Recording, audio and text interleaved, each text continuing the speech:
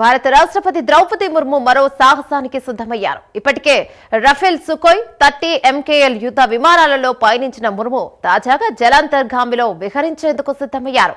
నేడు కర్ణాటకలోని కార్వాడ్ హార్బర్ నుంచి సబ్మరైన్ లో సముద్ర ప్రయాణం చేయనున్నారు.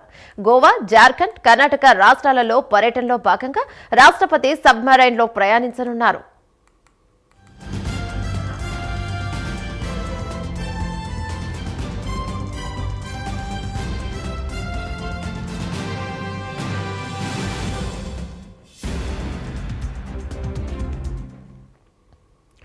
ద్రౌపది ముర్ము 2 నెలల క్రితం రఫేల్ యుద్ధ విమానంలో ప్రయాణించి అందరినీ ఆశ్చర్యపరిచారు.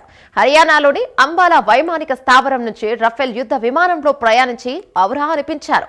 అంతకుముందు 2023 మే 8న అస్సాంలోని తేజ్పూర్ ఎయిర్ ఫోర్స్ స్టేషన్ నుంచి సుఖోయ్ 30 MKI యుద్ధ విమానంలో భారత రాష్ట్రపతి ద్రౌపది ముర్ము విహరించారు. సుఖోయ్ 30 MKL యుద్ధ విమానంలో ప్రయాణం చేసిన రెండో మహిళా రాష్ట్రపతిగా ద్రౌపది ముర్ము గుర్తింపును తెచ్చుకున్నారు.